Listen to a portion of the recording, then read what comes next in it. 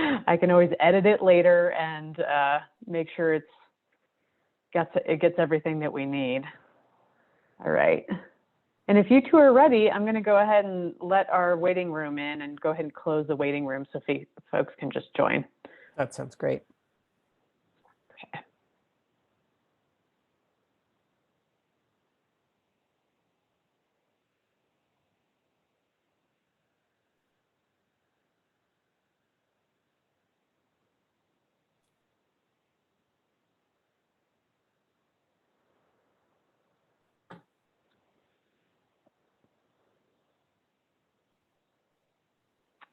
All right, welcome everybody. We are just waiting for a few more folks to trickle in from the waiting room here, and then we will go ahead and get started.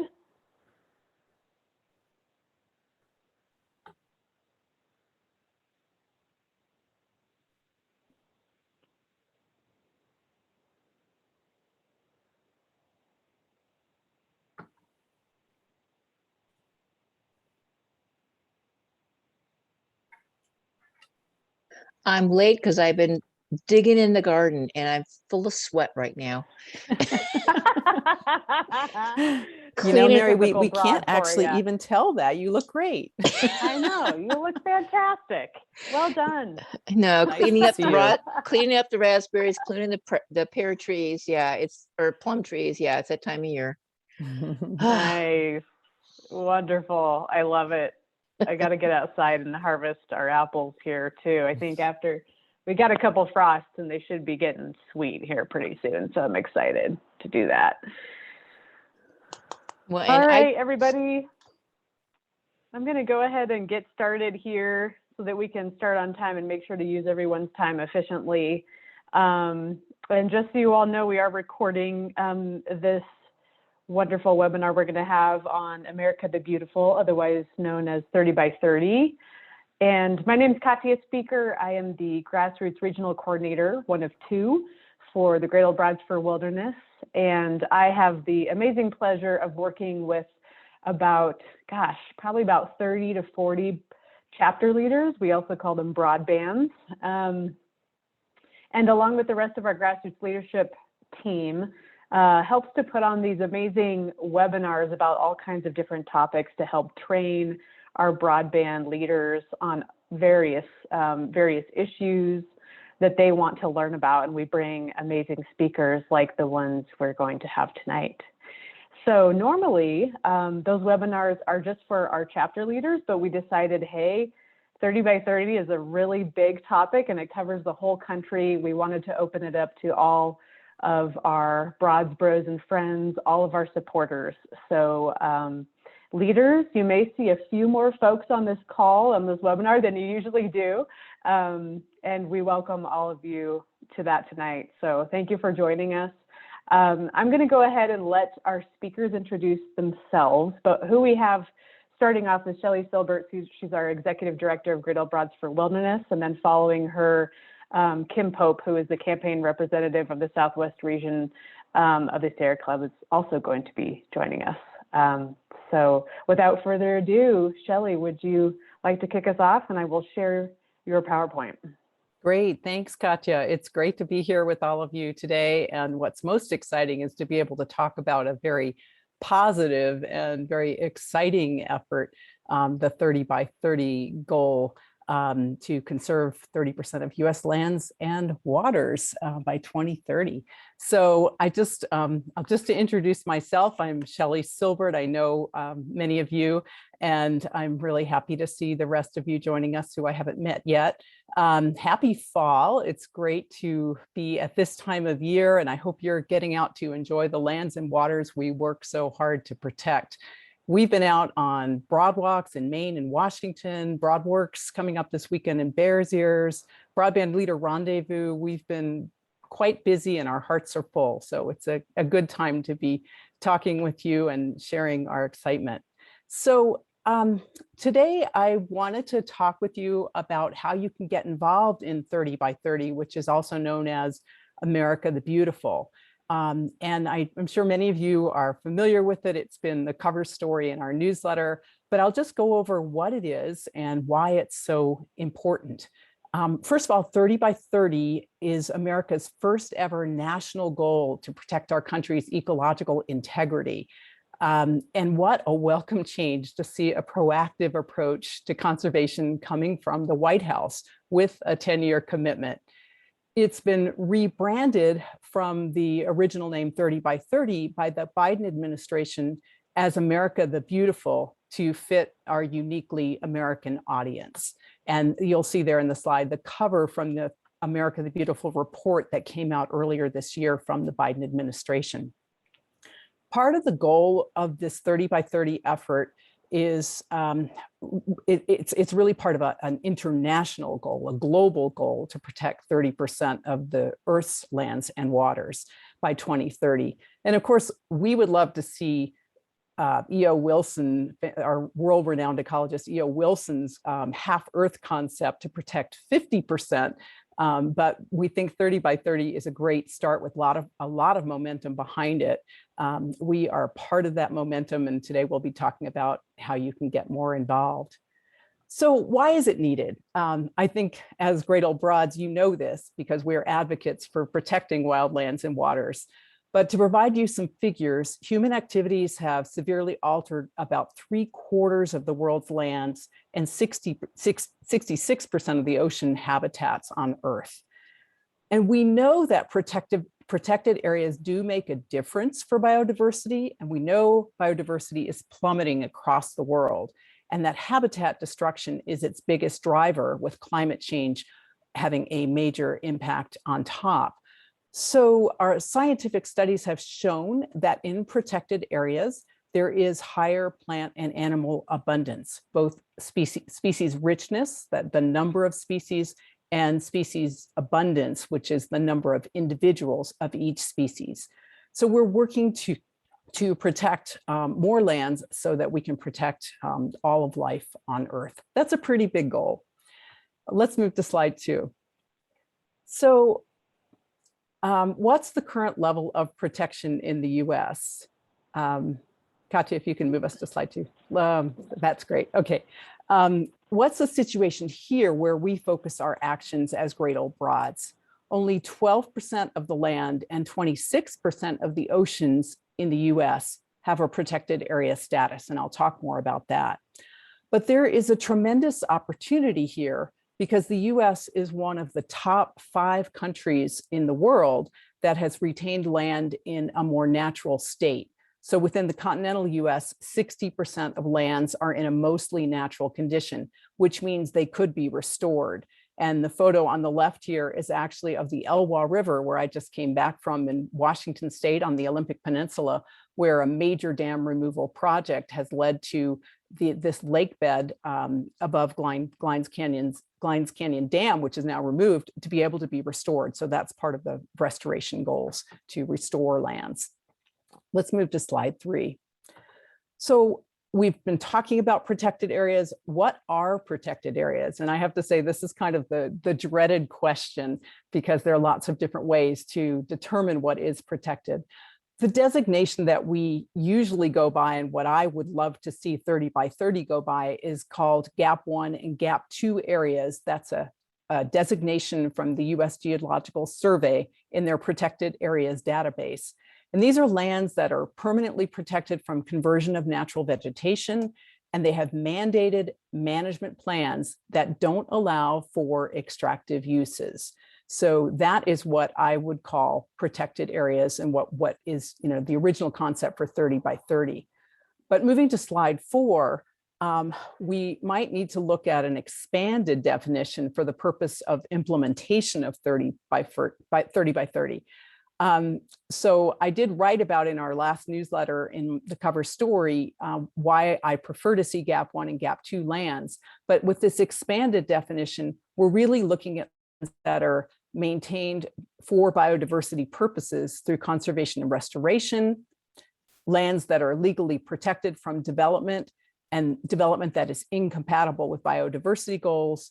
And 3, this is important for America the Beautiful, lands that ensure equitable access to decision-making processes and outdoor opportunities when and only when that those goals or that access is compatible with biodiversity goals. So basically what this means is we want to see these lands really be strictly protected for biological diversity, and other purposes can be used if they still are compatible with biodiversity goals.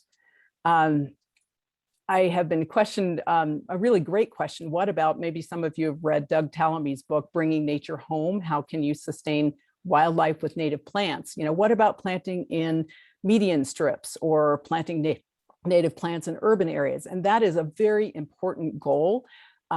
It is important for biological diversity, but unless it has permanent protection that you know it's going to be there, it may not fit and be counted for 30 by 30. Though it is very laudable and important, and I would love to see us involved. So slide 5, let's move to how can you get involved in 30 by 30? And if you're working with Great Old Broads, guess what? You already are involved, because this is the work Broads have always done. I would just say it's in our DNA to protect lands. Whether you're out restoring lands on the ground to improve habitat, lobbying for wilderness in Congress, working on permanent protections and forest plans, whatever you're doing within your work as Great Old Broads to protect lands, that truly is part of the 30 by 30 effort. So the question is, will America the Beautiful make our work look different? And I would say not significantly, but we may choose to focus more on key areas and opportunities that come up where we have strong partnerships through 30 by 30, where we have the opportunity for funding. So for example, the White House has the Council of Environmental Quality, and the council may showcase certain projects that we decide, yes, we want to get behind that and get more involved there than we might have been otherwise, because it has a high likelihood for success. But unfortunately, those details on what the White House will put forward as 30 by 30 or America the Beautiful projects are not really available yet. They will be coming. They are working on them. Also, there are statewide coalitions in many states that are framing statewide goals, and this will help us set priorities that for our work as well. And Kim will talk more about that later. And then also, we may be framing our work in a slightly different way. For example, we're working on protecting wilderness in a number of different states. We've been working forever on wilderness in Colorado, in California, in the Wild Olympics in Washington, and many other places. And many of those different wilderness acts that have been put forward, the bills have been packaged into something called the Protecting America's Wilderness and Public Lands Act, or the PAW Plus. So we may talk about PAW Plus in the words of 30 by 30 or America the Beautiful, because that will help us gain additional supporters. So let's move to slide 6. How do we go about doing 30 by 30 work? So this slide really talks about, and I'm not meaning for you to read all of that, that's on the left-hand side, but it's really what we've been doing all along, advocating for protective designations like national monuments, wilderness study areas, national wildlife refuges. These are protections that take a lot of work from citizens across the country. And once these areas become designated, these are permanent designations. Well, usually, unless you have a president who thinks that they enjoy what we think are extra legal powers, such as reducing the boundaries on previously designated national monuments, but we won't go there because we're trying to get that turned around soon. Another thing I'll mention is forest planning is a really important part of ensuring that the 30 by 30 concept is integrated into forest plans, which are long-term plans, usually 20 years, and to make sure that conservation designations are fully utilized. So all that is to say, there are many different ways to go about 30 by 30 designations. So slide 7, we are also working hard to support protection of Indigenous lands and homelands. Indigenous people across the world actually manage lands that contain some 80% of the world's biodiversity, 80%. They make up just 5% of the global population, but manage 35% of formerly protected lands in the world.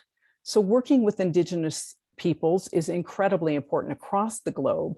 And in the US, since most public lands in the US were taken from Native people who had been there since time immemorial, it's really incumbent on us to respect and support the original inhabitants who have traditional ways of relating to and caring for these lands. In fact, Deb Haaland, just today, our Secretary of the Interior, was speaking about the importance of traditional management practices and traditional knowledge. So part of our work is supporting tribal or tribal non-governmental organization initiatives.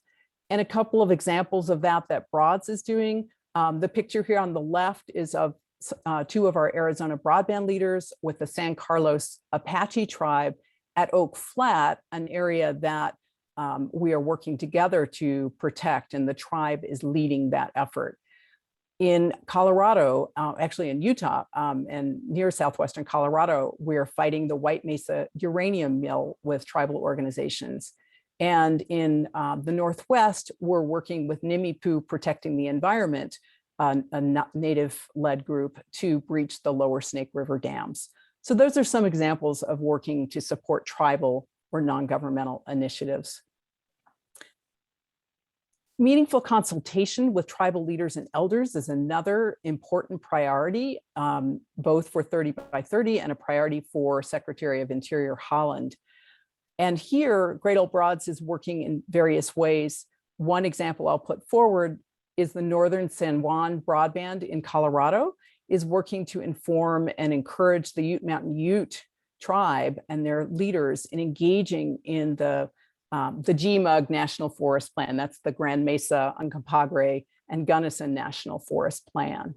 So that is another way we're working to engage tribes in Colorado, but also in various other areas. Co-management is a really big topic right now. And it's something that we'll be covering with our broadband leaders at our upcoming Southwest Rendezvous next week. We'll be exploring what tribal co-management is with Talia Boyd from Grand Canyon Trust. But for an example, Bears Ears National Monument was proposed by tribes with co-management as a key goal. The Bears Ears Management Commission was proposed, and it was to have one representative from each tribe involved and each federal agency to work together on joint decision-making processes about how that land would be used. So that is a great example of how co-management is meant to work.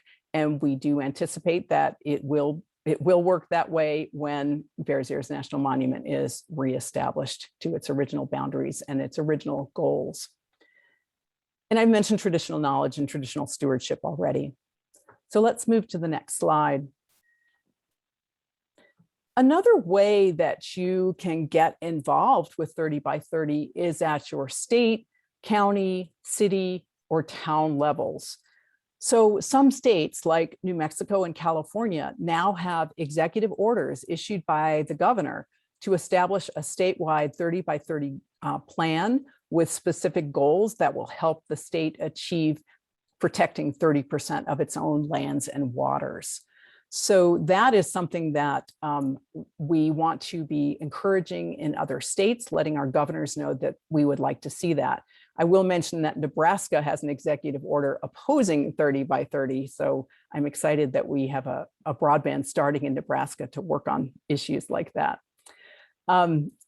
Kim is going to be discussing statewide organizing efforts towards a 30 by 30 goal and examples of involvement in statewide efforts, because that's another possibility. And then at the local level, there are towns and counties that are putting forward and passing 30 by 30 resolutions, letting the local community know that this is a goal of the community, getting the support for that goal. So you can work work towards local resolutions by talking with your elected officials and finding out if they are considering this, helping them develop a 30 by 30 resolution.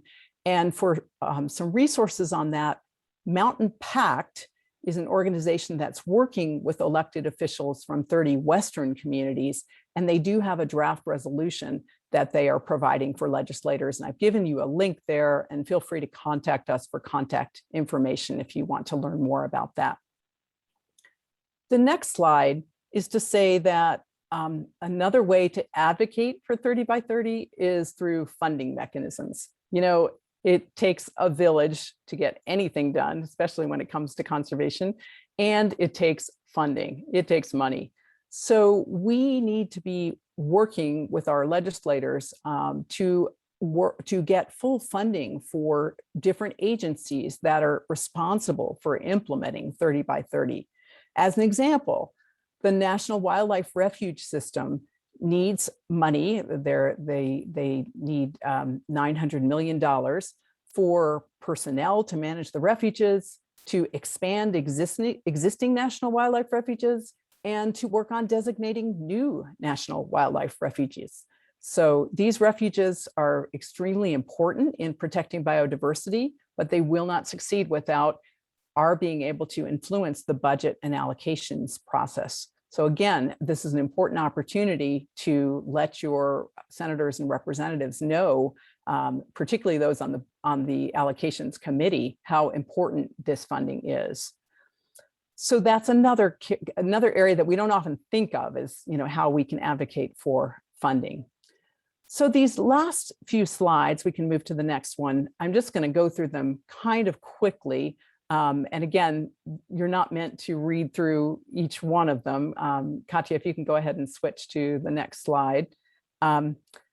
There are various ways when we talk about protected lands that lands can be designated. And I'm just going to talk about some of the federal designations that will advance 30 by 30, or as Biden's administration now calls it, the America the Beautiful effort. So federal designations from the executive level and the administrative level. For example, the Antiquities Act gives the authority for the president to designate monuments. As we know, we've learned a lot about the Antiquities Act in the whole issue with Bears Ears and Grand Staircase, and the Northeast Canyons and Seamounts National Marine Monument. We are wanting to see these kinds of designations go forward. Additionally, areas like inventoried roadless areas, and then the designation of critical habitat for endangered species. These are all important federal designations at the executive and administrative level.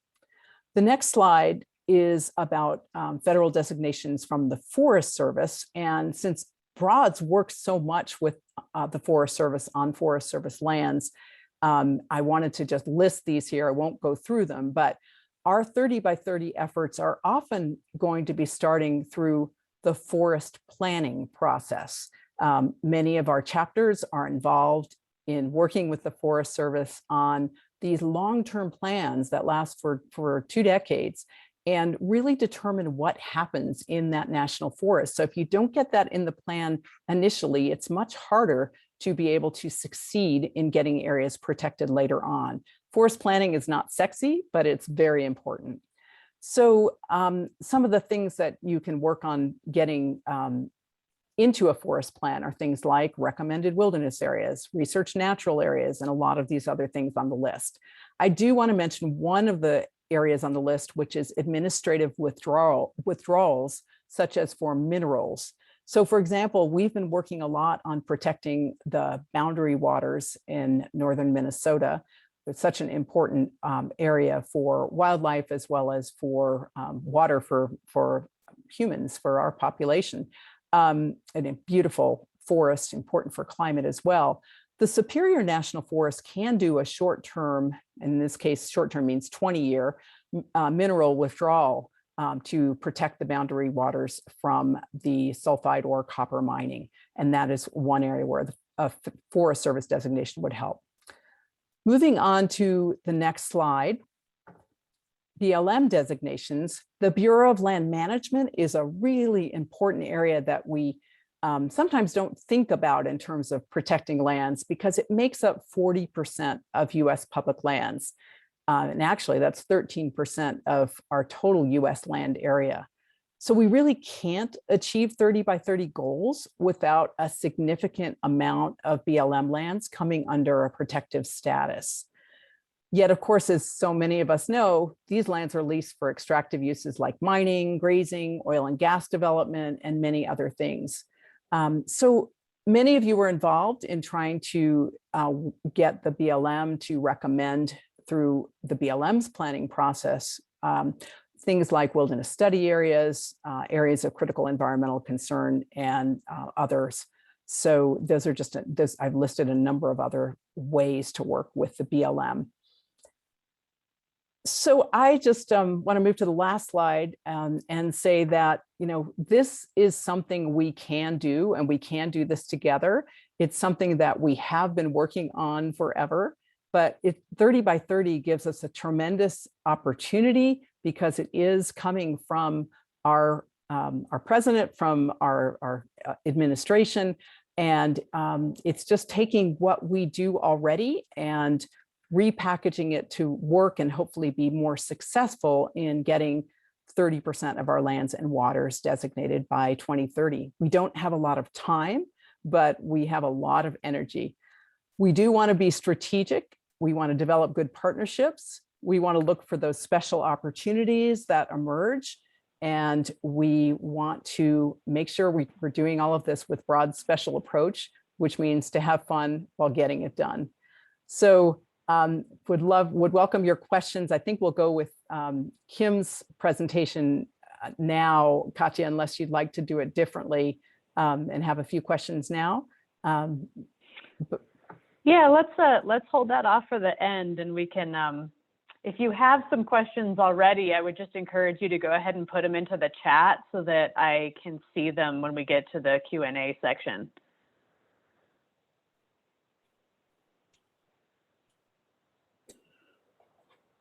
Awesome. Is it my turn? It is. Go for it, Kim. Woo!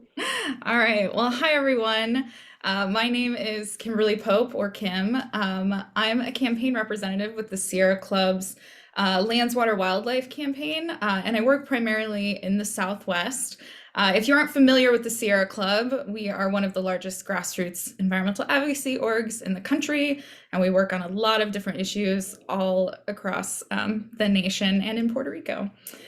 So I personally am based in Tucson, Arizona, which is the occupied land of the Tohono O'odham people. And I just want to thank y'all for having me. I'm looking forward to telling you about some of the 30 by 30 things. Since nobody knows me, I just wanted to let you know a few things about me before we get started, some of my background. So I was born and raised in the Southwest and spent most of my free time in the outdoors, in part with my father, who worked for the Forest Service in my hometown of Silver City, New Mexico. After graduating with a political science degree from Northern Arizona University, I worked as a legislative intern for the House of Representatives at the Arizona State Legislature, where I researched and presented bills related to agriculture, water, and natural resources. And from there, I went on to work in the community organizing field on topics ranging from advocating for better laws and policies to stop the childhood hunger crisis in Arizona, to supporting people experiencing homelessness, and also advocating for the protection of public media. Go PBS. And finally, in 2016, I landed a job at the Sierra Club working to protect, at first, I was working in Denver to protect Colorado's lands and waters, and now I work in 6 states across the West doing our strategy work on public lands protections. And in my time with the Sierra Club, I've worked pretty heavily in the community to build widespread grassroots support for our efforts, and I'm here today to talk about some of the examples of where 30 by 30 work is already happening in communities, particularly in the West.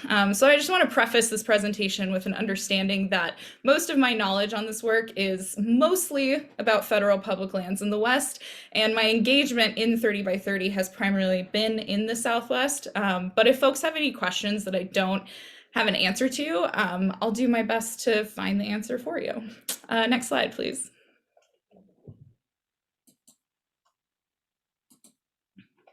Awesome. So I know Shelley already went over this a little bit, but I feel like there's three components to how we get to 30 by 30 that are really important for us to consider when we're doing the work on the ground. And obviously the first one is the numbers.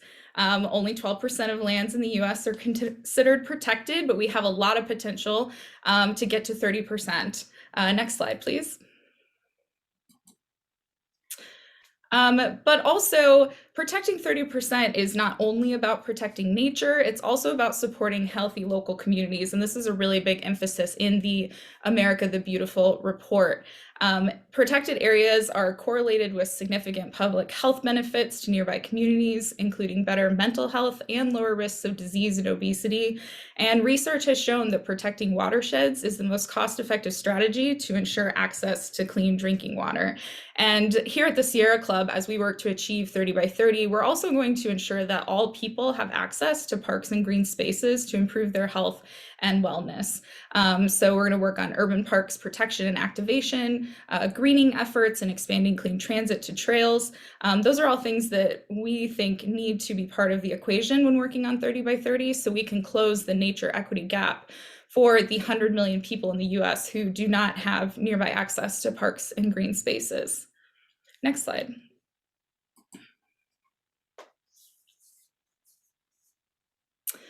And then Shelley covered this aspect pretty heavily, but the 30 by 30 effort really needs to respect the sovereignty of tribal nations and engage in meaningful and collaborative consultation efforts with tribal communities, which she listed some of those as an example already. But I think that's a really key thing for us to think about when we're designating new monuments, especially in these culturally significant places and doing other work.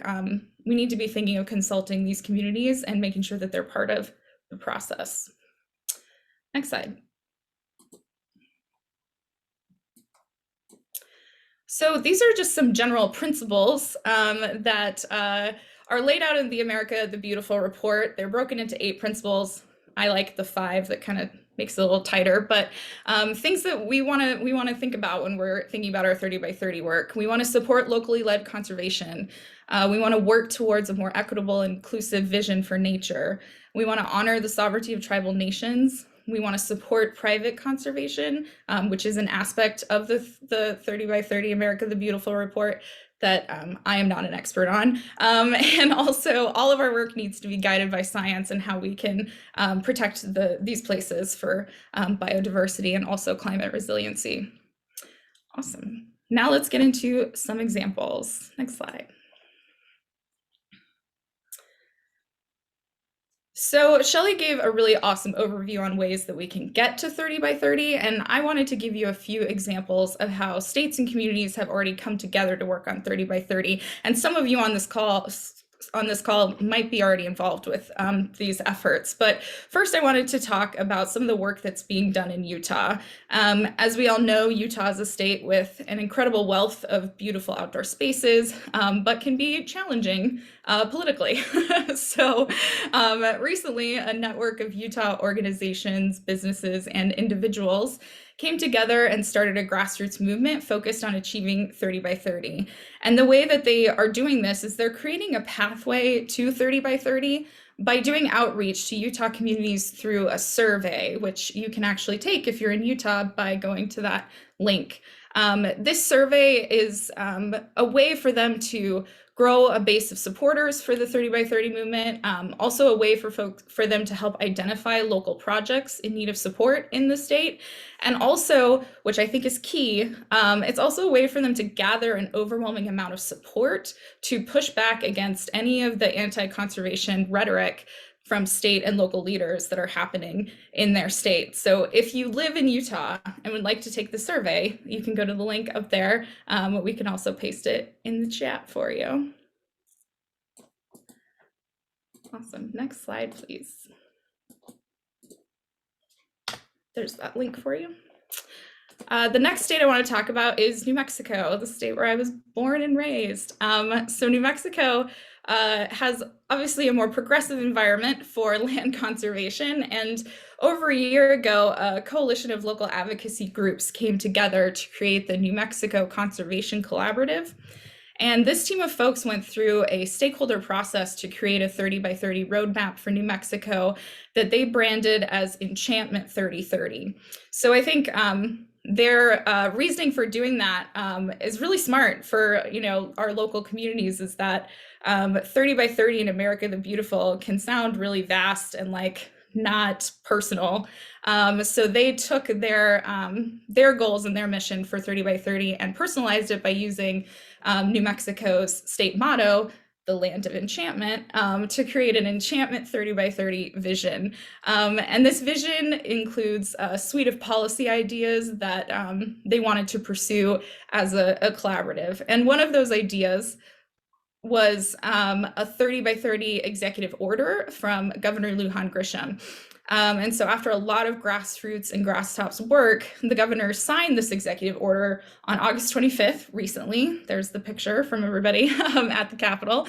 And this executive order directs multiple state agencies to identify areas of protection throughout New Mexico to meet the goal of 30% of all lands protected by 2030. And now this coalition is going to the next step of working on advocating for state policies to support this effort. So things like Shelley said, like securing funding, etc.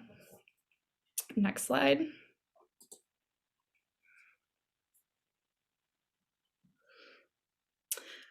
So this is a project that I did not have direct link to, but I think it's kind of cool, so I was going to talk about it anyway. If any of you are from Idaho and have worked on this, I'd love to connect and learn more. But we all know that to get to 30% of lands and waters by 2030, we need to think big. It's 10 years. It's a lot of work. But also we need to think small. And I think thinking small to think big is a great way to think about how each one of us can do the work to get us there. And so that's where this concept in Boise, Idaho kind of pings me as a former grassroots organizer. So this year on Earth Day, Boise made a 30 by 30 commitment with goals to manage 30% of open space and native habitat areas by 2030 in the city. And part of that is what Shelley mentioned earlier, plant native species and support habitat restoration work, particularly in this region that this picture is from, called Hulls Gulch Reserve. They also are working to increase actively managed native habitat areas and improve park sites by 30%. Part of this is planting pollinator gardens to teach residents about their benefits. They're also looking to raise a total of $30 million by 2030 to protect more open space and clean water resources and enhance community restoration projects in the city.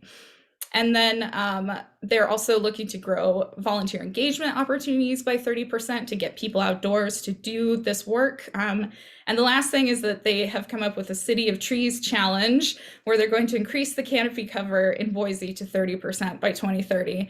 Now I understand these maybe don't fit into GAP 1 or GAP 2 status, but I think it's just a cool way to get people involved in a small way, to get involved in a bigger way to some of our bigger conservation efforts. And if you want to know how the City of Trees challenges is going, so far, they've planted 2,862 trees and have planted 37,000 forest seedlings. So pretty cool.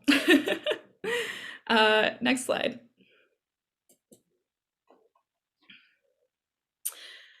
So to me, the thread that ties these places together is a focus on local community engagement and equitable outreach. So right now, 30 by 30 or America the Beautiful or Enchantment 3030 or whatever we want to call it, it's a concept that many people do not know about. I 100% could ask my mother, who I talk to a lot about my job, what 30 by 30 is, and she would not know. And so I think a big thing that all of us can commit to is that in order to achieve this ambitious goal, we really need to do the groundwork to make the concept of protecting 30% by 2030 an inevitable in people's minds. You know, this needs to happen to protect the future of our planet. And that also, by building that kind of base and really creating that strong message, we can also use it to push back on the rhetoric that we're seeing across the country right now, calling this 30 by 30 goal a land grab. And so to me, I mean, we've seen many communities commit to 100% renewable energy, which is a very big, lofty, exciting goal. And I feel like we need more communities to commit similarly to a 30 by 30 goal, because we really need it to combat the climate crisis. If we protect lands, we will help save the climate. So yeah, anything you guys can do to just tweet about it, get the word out, spread that message, tell your mom what it means. I highly encourage it. Next slide.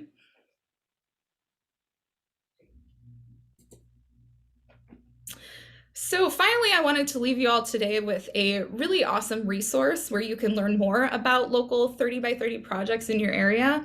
The Groundwork 30 by 30 website has an interactive map with local projects that are already going on around the country. It also shows all of the places where there's elected officials that have signed on to support 30 by 30.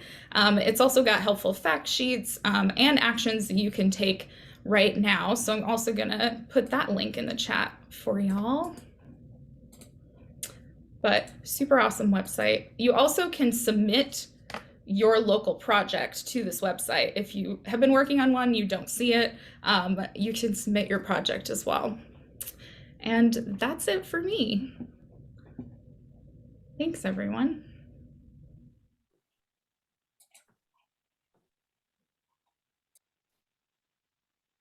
Great, thank you, Kim. All right. Thanks, Kim and Shelley. That was a really great overview for something that is as large and as small as 30 by 30 and America the Beautiful is. That was a great recap. Thank you so much for that. I just wanted to look through the chat really quick because I was sharing. I had a harder time looking at those, so I wanted to see if there was any questions in there. So let me look through that really quick, and then right now we can just have a bit of a Q&A session. Let's see.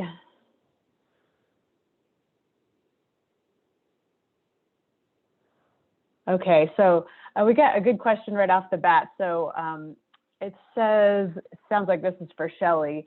You seem to be implying that all those possible designations might qualify lands for 30 by 30, but I'm pretty sure most of them wouldn't meet GAP 1 or 2 requirements.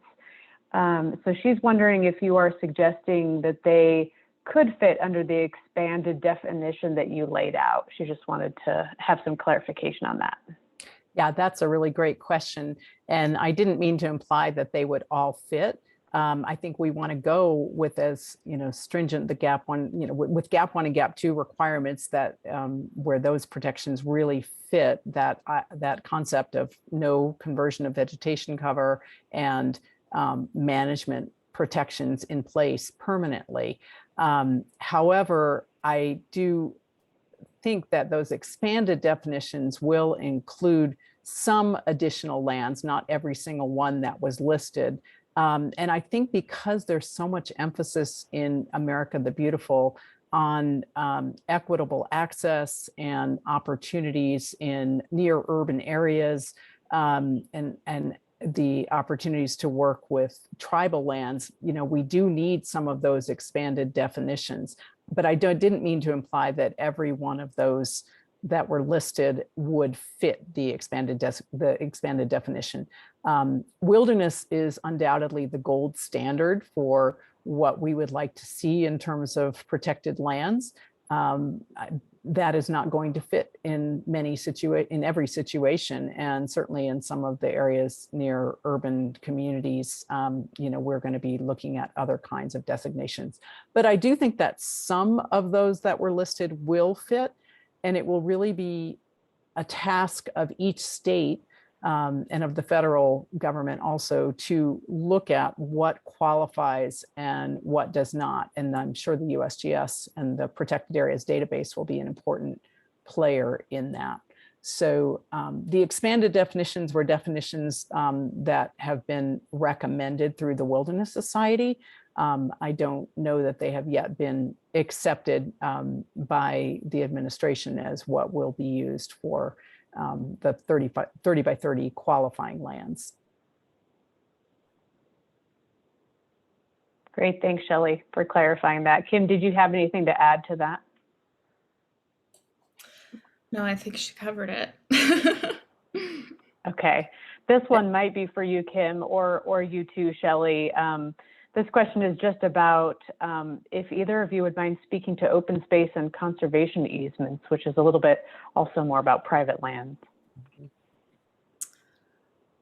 Yeah, I do not have a background in private conservation, so it is not my expertise to speak on. I apologize, but I do have, I mean, some resources from like the Nature Conservancy that have more information on that I'd be happy to share with folks, but I don't know. Shelley, you might know more than me. Sure. I can speak to that a bit because I did spend a decade working for the Nature Conservancy. So I do have a background in conservation easements and private land protections. And so I would say that conservation easements, depending on what, conservation easements are basically a bundle of rights that, some of which are given up in order for the purpose of conservation. So essentially conservation easements, if they are permanent, and if they, there are some conservation easements that are really leases and they're not permanent. So if it's a lease, it's not going to count into 30 by 30. If it's a conservation easement that is permanent protection for private lands and the development rights have been given up, in other words, have been accepted by a reliable conservation organization that is going to be there for the long term to monitor the effectiveness of that conservation easement, then those lands can count towards 30 by 30. So conservation easements are a really important part of protection of private lands. When it comes to open space, that is more likely going to be a designation by a county or a city or a town. And if those designations are put in place in a permanent way and their purpose and goal is to protect biological diversity and protect any kind from any kind of habitat degradation, then those open space areas should count. But sometimes, again, those are not put in place for that purpose. Maybe an open space area is set up for building roads and trails, or not roads, but building trails for off-road vehicles, or who knows. I'm just, that's not something I am aware of, but I'm just assuming it could be set up in many different ways. So it really depends on how it's set up to know if it would qualify for 30 by 30. Great, thanks for that, Shelley. I have another question, and then I went ahead and unmuted folks. So if you all wanted to chime in and ask a question, feel free to do that if you're unable to put it into the chat. But the question I had was kind of more specific to, and this could be for either of you, was just more specific if you would mind explaining a little bit better the connection between conserving these lands and allowing our ecosystems to be more resilient for climate change. Why would that help them? How does that connect, and how does it connect not just for plants and animals, but the ecosystems themselves? Mm-hmm.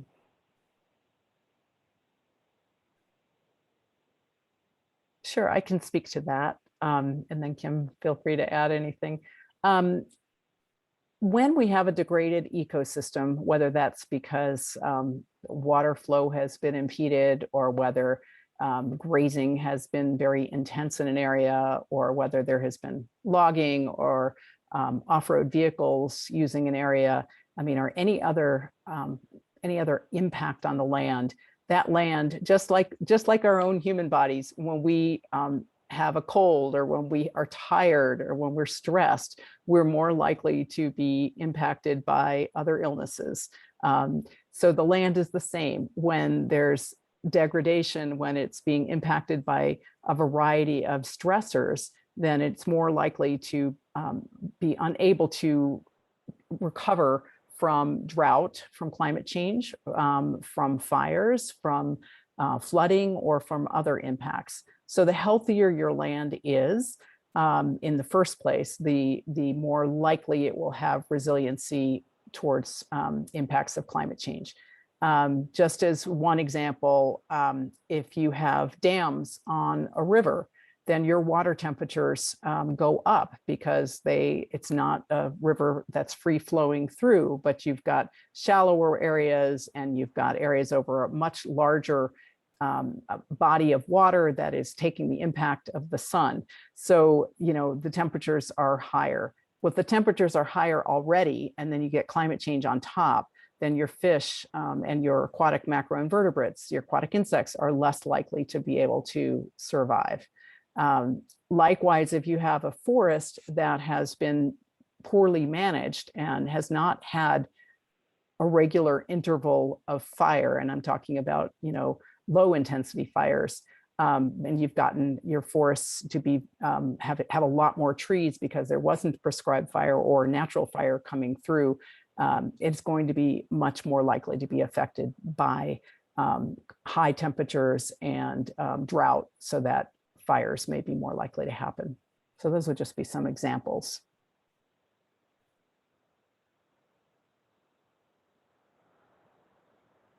Kim, was there anything you wanted to add to that?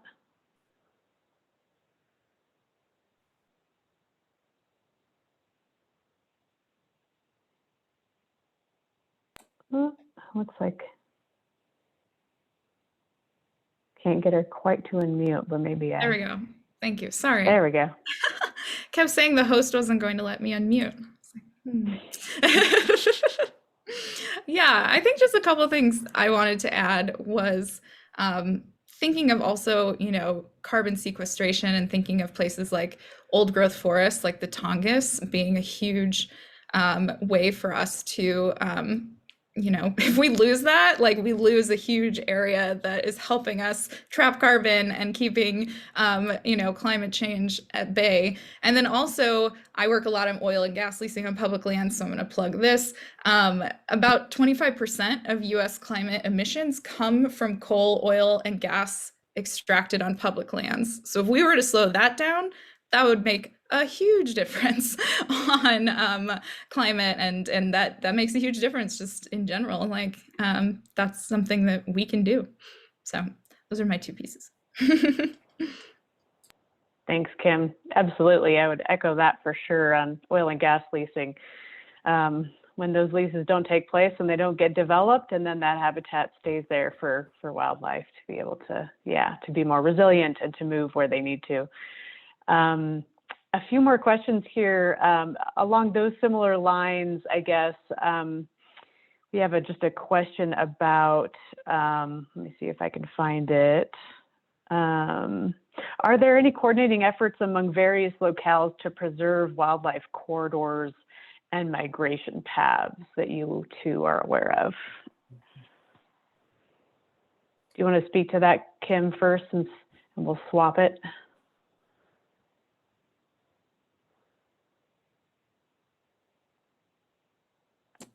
I swear I'm not purposefully muting you.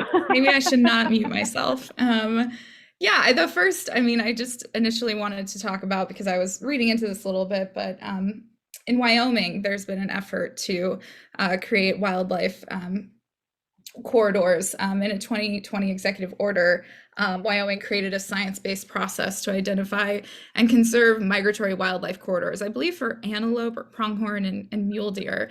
And since then, they've actually designated 3 migration corridors and identified 2 others. And this has actually been really helpful in terms of trying to push back against oil and gas leasing in these areas. With these migration corridors, this can be brought up as a reason why this would be extra damaging to the environment to drill in these places. So that is one example that I can think of. I believe Colorado has some as well.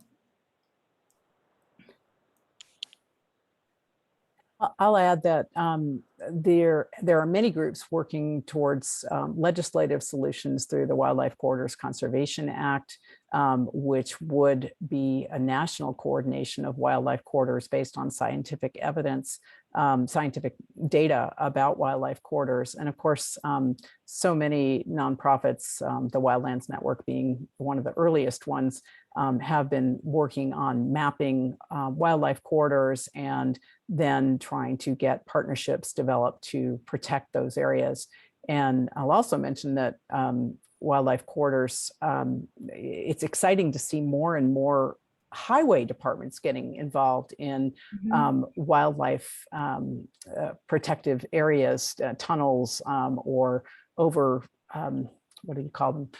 Bridges over highways. There's a name that I'm not coming up with. So I know there are several going in our area, but across the country, what's been really interesting is to see that if you use the argument that we will have less accidents on highways if we develop these strategies for moving wildlife past roads, the highway departments can get involved because that's a goal that they want to see happen too. So that's a strategy for coordinating with others, and in this case with your departments of transportation in getting these wildlife corridors connected. Now, when it comes to oil and gas, the sage grouse, the efforts to protect sage grouse, I mean, there's not so much corridors, but protecting leks, so the areas where they go to find mates.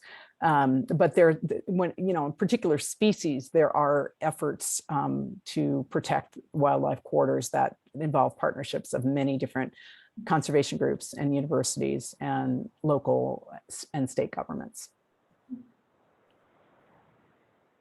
Great, thanks for that. A couple Overpass. Questions that are. Thank you, Joan. I see that you wrote. There we go. Overpass. Just couldn't. That wasn't coming to me. That was it. We have one being built nearby on Highway 160. It's kind of fun to watch it take shape. Yeah, absolutely. So a couple questions here that are somewhat related. The main question is just who has the ability to actually designate what qualifies for 30 by, or who has designated what qualifies for 30 by 30 lands. And this commenter was just a little bit confused as to, thought the administration was working with much looser definitions. So she wasn't sure how, who has been designated what qualifies as 30 by 30. And then the other question along those lines is just, does a Forest Service conservation management area qualify for 30 by 30? So in terms of what qualifies, as far as I've seen from the administration, from the Biden administration, I have not yet seen a firm definition of what will qualify for 30 by 30. And I have to say, I was quite disturbed in reading the America the Beautiful report on how much emphasis was placed on working lands.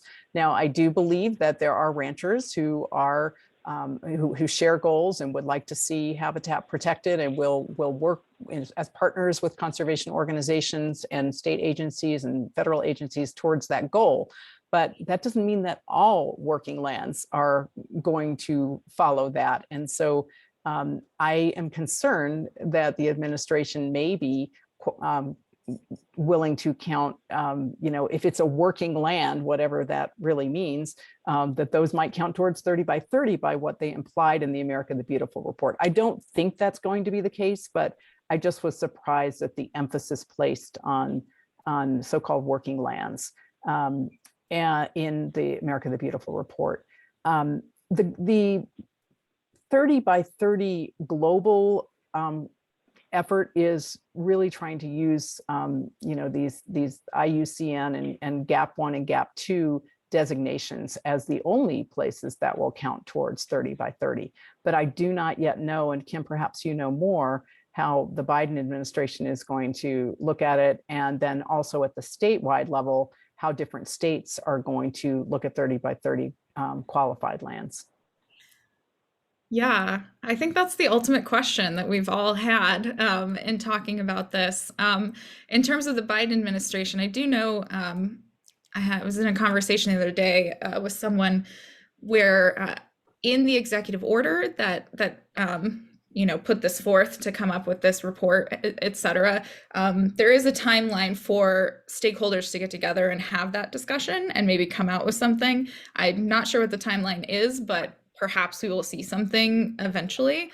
And then I just saw a quick question of what agency it's pretty much any agency based on that executive order. It's all of the land agencies, ocean, et cetera, that are having these conversations, are supposed to be coming to the table to talk about these questions. But where that's at right now, I don't really know. But and then in terms of the state, generally the states that I've been in, folks are looking at those gap 1 and 2 analysis when planning their visions.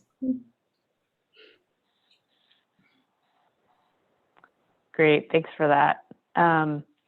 And thanks, Shelley, for just sticking the America the Beautiful report into the chat there for those of you who actually want to read through that. It is a large endeavor, and it is sometimes confusing to figure out what agency is in charge or how do we go about doing this. And that's mostly because it has the flexibility of happening at an extremely local level to a much larger wildlife connectivity, wilderness, type of level. So, and it really does have the ability to be flexible in that way, which is great, but also sometimes confusing. So, Shelley or Kim, just before we wrap it up, do you have any other comments or things that we didn't get to mention that you wanted to address before we sign off here? I don't really have anything. I mean, I really appreciate y'all having me on to talk about this, and hope that I can work with all of you in any state that I'm doing work in on these efforts. And again, I'm a grassroots organizer at heart. And so I just want to emphasize the work that you all do just in your communities to like get people excited about protecting public lands. Like that's where it starts. So just keep doing that and maybe we'll get there. I hope we'll get there. So that's my parting word to all of you. You guys are awesome. I wanted to just address Di Ellison's comment to pull off 30 by 30. We're going to have to engage communities, the big public, and it's the lower expectation gaps that are going to pull these folks to supporting the concept narrative, make it personal. And I think that's a great comment. I think we're really talking about two different things in a sense. We're talking about what is going to get people excited about this concept of protecting habitat. And I love that Kim mentioned the Boise Trees project, because that's something that people can really feel like they can have a role in. They can plant a tree, they can count the number of trees, they can see what's happening in their community. It gets them excited about the concept. And that's where I think, yes, we need to involve all of these projects that will get people engaged and get them behind it. So those are very important. I think from the scientific perspective, if we truly want to protect the most number of the species abundance and species richness that I mentioned, then we really have to develop protections in a way that will truly protect them over the long term within an area that is resilient as is possible in a world of climate change. So I think we're kind of talking about both the scientific perspective and the social perspective, and they are both incredibly important. And that's why I included so many different designations, because I think it's all part of gaining that excitement and that enthusiasm to get us engaged in the work as a public, to get everyone engaged, from school kids all the way up to great old broads. I think that all of it is needed, and I agree. The narrative that gets people excited is the entry point to being someone who will work on the more scientific and technical aspects of land protection with 30 by 30. Great, thanks, Shelley. Yeah, just one more plug for those of you who are chapter leaders on this call, and also for those of you who may not be a part of one of our local broadband chapters. That is a great way to contribute to 30 by 30, is to become an active member of your chapter. And if you're wondering if you have a chapter near you, you could check on our website. We have a directory of broadband chapters. That's kind of a huge way that you can get involved in this work, because like Shelley said, our leaders and our broadbands are really already doing a lot of this work. And that's what's beautiful about having a grassroots network like that. So I just want to thank Shelley Silbert and Kim Pope again for joining us, contributing such great information on a very large topic. I wouldn't be surprised if we do another webinar on this topic again, especially for our leaders and hopefully for everyone else as well. One more plug just in the chat right now is the way that we can do these webinars is by having support from folks like you. So please consider going to our website and joining as a member if you aren't already, or making a donation so that we can continue to do work like this and invite amazing speakers like Kim and drag in our executive director like Shelley on webinars. Very willingly. Happy to Right. Thanks again, both of you, for joining us. Thanks everybody for joining us. Hopefully we will see you on another webinar soon. Take good care. Thank Bye, you. y'all. Thank you. Bye-bye. Bye-bye.